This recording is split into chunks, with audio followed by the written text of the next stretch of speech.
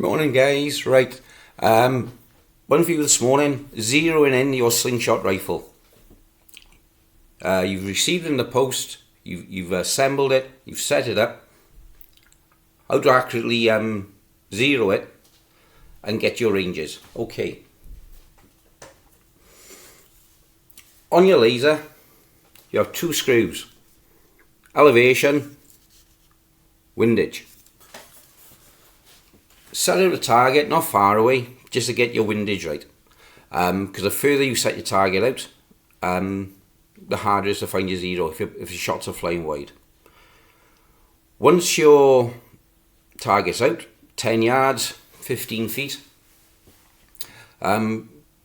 just a plain piece of paper with a bullseye on it, and don't have to be nothing fancy, even just a plain piece of paper nailed to taped to a cardboard box. Using your windage screw, you move the laser left or right until it hits where the ball bearings are landing.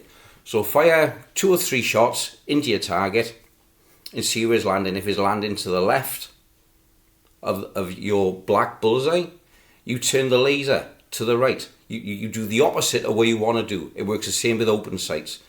If you want to go to the left, you take it to the right. If you want to go to the right, you take it to the left. So if the shots are going to the left of where the laser's landing, screw it in on the right, bring the laser over to meet the shot. You don't bring the shot over to meet the laser. So that's your windage sorted out. Range, trajectory. Same as any weapon, you'll have a curvature. I'll give you 2 points of impact. So if your laser is firing, not if, it will be firing in a straight line, because you've just zeroed it, because I just told you how. You'll have the curve then going over. You'll have 2 points of impact, close and far. I'd recommend 25 yards for your first point of impact. Second point of impact is all down to how far you stretch this out. Because the further your stretch from the fork back to the release, the further you stretch it out, the more power in your band. The more power you got in your band, the further the shot will go, so your trajectory will become flatter and the range longer. So set your first one about 25 yards, that'll be your first point of impact.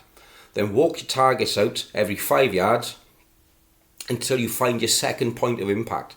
So I'll give you impact point A, impact point B.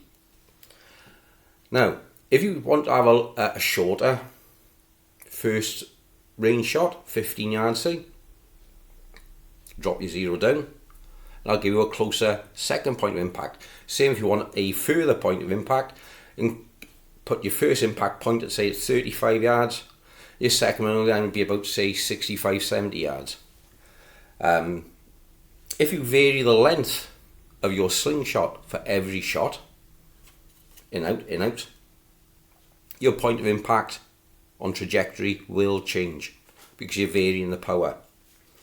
What I recommend on you, when you extend them to the length that you want them or that your bands will use, mark them, bit of tape, black marker, so every time you unfold your slingshot rifle, the bands and the telescopic arm is in the same place, so therefore you have the same amount of stretch on the arms, which will give you the same point of impact every time. So just say it's right,